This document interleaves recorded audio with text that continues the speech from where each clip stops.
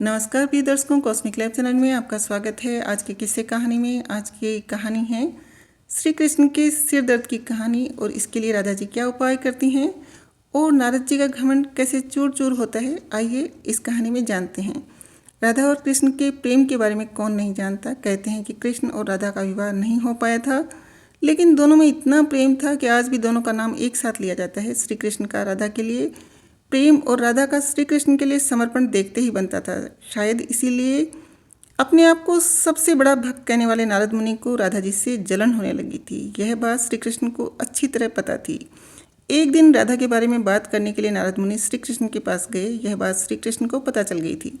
जैसे ही नारद मुनि वहां पहुंचे तो श्री कृष्ण उन्हें देखकर अपना सिर पकड़कर बैठ गए। नारद मुनि ने श्री कृष्ण से पूछा कि क्या हुआ प्रभु, आप ऐसे अपने सिर को पकड़कर क्यों बैठे? श्री कृष्ण ने कहा, हे नारद मुनि, मेरा सिर दर्द कर रहा है। नारद मुनि ने पूछा, प्रभु इसको दूर करने का उपाय क्या है? तब श्री कृष्ण ने कहा, अगर मैं अपने सबसे बड़े भक्त का चरणामृत पी लूँ तो इसे दूर किया जा सकता है। तब नारद मुनि सोचने लगे कि सबसे बड़ा भक्त तो मैं ही हूँ, लेकिन मैं अपना चरणामृत दे दूंगा तो मुझे नरक जाने जितना पाप लगेगा। मैं प्रभु को अपना चरणामृत नहीं दे सकता। कुछ देर सोचने के बाद उनके मन में राधा का विचार आया और सोचने लगे कि लोग राधा को भी तो श्री कृष्ण का सबसे बड़ा भक्त मानते हैं, इसलिए क्यों ना उसके पास जाकर पूछा जाए। ऐसा सोचकर वह राधा के पास गए और उन्हें सारी बात बता दी।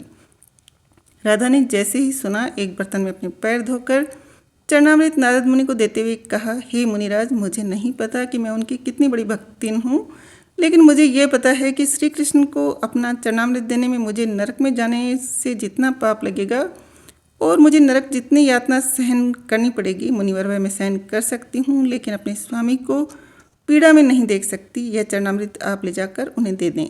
राधा की बात सुनकर नारद मुनि का सारा घमंड चूर चूर हो गया और उन्हें पता चल गया कि राधा जी उनकी सबसे बड़ी भक्त है और श्री कृष्ण ने ये लीला मुझे समझाने के लिए ही रची थी।